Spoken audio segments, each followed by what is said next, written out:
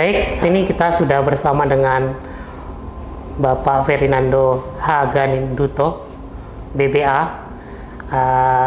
Beliau adalah anggota DPR RI terpilih di periode 2024-2029 dan nanti akan menceritakan bagaimana perjalanan politiknya dan karir bisnisnya selama ini sehingga bisa nanti menjadi bahan, menjadi jalan untuk memperbaiki ekonomi lokal di Jawa Tengah.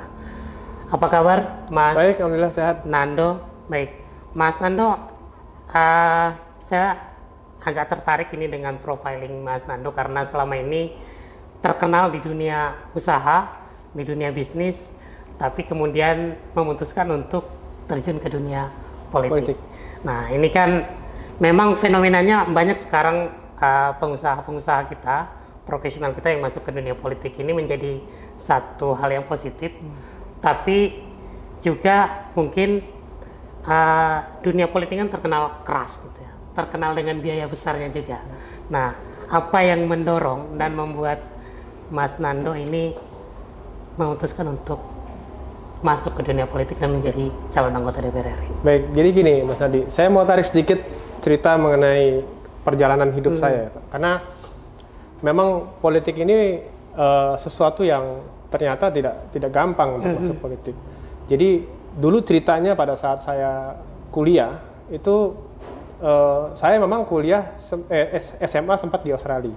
Tapi pada saat 97, kerusuhan 97 itu saya baru lulus dan saya lagi di Jakarta. Saya lagi di Jakarta. Tuh ya, demo-demo 97. Saya ikut-ikutan itu. Jadi saya pikir wah ini kayak saya merasa saya mahasiswa juga, ya kan? Saya mahasiswa juga. Saya datang ke sana. Oh ternyata seperti ini gitu kan. Ternyata seperti ini. Terus saya tahu bahwa pada saat itu 97 kerusuhan 97 itu bahwa mahasiswa bisa menggerakkan politik Indonesia gitu. Wah, saya tertarik di situ. Saya pikir wah ini sesuatu yang menarik untuk saya untuk masuk ke politik. Nah, saya menarik sekali. Tapi pada saat itu saya pikir wah saya belum kuliah. Saya belum lulus. Saya wah ini saya nggak bisa kayak gitu. Jadi akhirnya saya kuliah dulu. Terus saya melanjutkan kuliah saya di Amerika. Dan kebetulan pada saat saya di Amerika itu saya tertarik karena saya emang suka disiplin, Mas. Saya suka disiplin, saya suka militer. Jadi saya sempat sekolah di militer di Amerika 2 tahun. Nah, saya suka militer. Disitulah saya mendapatkan sebuah kedisiplinan militer yang sangat ketat, sangat disiplin, sangat teratur, yang membuat saya menjadi pribadi yang lebih baik pada saat itu. Saya 2 tahun sekolah di militer itu. Nah, pada saat sekolah di militer 2 tahun, terus saya melanjutkan S1 saya di New York pada saat itu. Nah, pada saat di New York itu dulu sebelum lulus, Mas, itu ada satu program magang, internship namanya. Jadi sebelum lulus itu, 6 bulan sebelum lulus itu kita diwajibkan untuk magang. Nah, pada saat magang itu kantornya yang tempat kita magang itu ditunjuk sama sekolah. Jadi sekolah menunjukkan kamu kerja di sini, kamu kerja di sini, kamu kerja di sini. Nanti tempat kerja kamu itu yang akan menilai bahwa kamu kerjanya bagus apa enggak selama 6 bulan. Itu akan menjadi hasil dari nilai sekolah saya. Nah, karena saya pengen nilai bagus, Mas Nadi, otomatis saya kerja banting tulang pada saat itu. Saya bentuk itu di perusahaan apa waktu itu, Mas? Waktu itu namanya Matrix Capital. Matrix Capital. Nah, itu perusahaan hedge fund di New York itu. Karena di New York itu kan, karena saya memang background saya kan keuangan, jadi saya waktu itu kerja di hedge fund di perusahaan. Kalau di sini tuh reksadana lah, hedge fund di sana. Nah, saya kerja di situ magang karena saya tertarik di financial institution, saya kerja di situ. Nah, 6 bulan saya banting tulang kerja karena saya kan ingin mendapatkan nilai bagus pada saat itu. Akhirnya saya banting tulang. Alhamdulillah 6 bulan saya kerja selesai, saya mendapatkan nilai alhamdulillah salah satu yang terbaik. Wow. Dan bukan hanya itu, Mas. Jadi pada saat itu saya mendapatkan, karena saya banting tulang, perusahaan itu yang saya magang itu memberikan saya pekerjaan. Iya, udah Nado, kamu nggak usah pulang ke Indonesia. Kamu kerjanya bagus, kamu kerja aja sama perusahaan saya, nanti visanya kami yang ngurusin, kamu saya gaji. Gitu. Itu orang Indonesia di tengah-tengah orang Amerika. Betul, perusahaan Amerika. Nah, saya pikir wah ini luar biasa sekali gitu kan. Saya belum lulus, pada saat itu kan masih belum lulus kan, saya udah dapat pekerjaan. Saya waktu itu saya pikir boleh juga nih saya cari uang kan pada saat itu. Saya nanya sama bos saya, Pak, ini berapa gajinya? Yang gitu. Loh, kan kita cari uang toh, kita kan kerja cari uang. Ini berapa gajinya? Oh ya, waktu itu Pak, waktu itu tahun 2004 ya. Itu saya ditawarkan gaji $5.000 per bulan. $5.000 per bulan. Itu kalau dikonversi ke rupiah itu, ya kalau 10.000 aja, itu udah 50 juta per bulan. Iya. Nah, ini yang tertarik. Ini menarik. Pada saat itu, kalau saya ambil gaji 50 juta per bulan ini, dan saya kerja di perusahaan itu, dan saya udah menikmati uang itu, saya bertahun-tahun kerja, mungkin saya dapat istri juga orang Amerika, saya lupa dengan negara saya. Kalau misalnya saya melakukan itu, saya akan lupa itu semua. Saya akan lupa 97 saya ingin masuk politik. Saya akan lupa kalau misalnya saya ingin membangun negara saya. Jadi apa yang saya lakukan pada saat itu, saya tolak 50 juta ribu. Saya tolak. Karena kenapa? Karena kalau saya terima, saya nggak mungkin balik ke Indonesia. Saya mungkin kerja di sana dan seterusnya. Bahkan bisa jadi citizenship di sana gitu. Pasti. Ya, akhirnya saya tolak 50 juta per bulan, gaji 50 juta per bulan itu demi negara saya. Jadi saya bilang sama Pak, mohon maaf, terima kasih atas tawarannya, tapi Pak, saya kesini untuk belajar. Saya di sini untuk menuntut ilmu, karena begitu saya lulus, saya ingin balik ke negara saya ingin bangun negara saya. Itu yang jawaban saya. Sampai Indonesia, saya melamar ke ratusan perusahaan, tidak ada satu perusahaan pun yang menawarkan gaji 50 juta per bulan. Otomatis, karena saya baru lulus kuliah, nggak ada. Tapi ya nggak apa-apa, itu risiko saya. Saya dapatkan gaji yang sangat minim, saya kerja di bank, dan seterusnya. Nah itu pada saat itu saya memang udah tertarik ke politik. Saya bilang, saya udah lulus nih. Saya pengen masuk politik. Tapi ternyata politik itu nggak murah.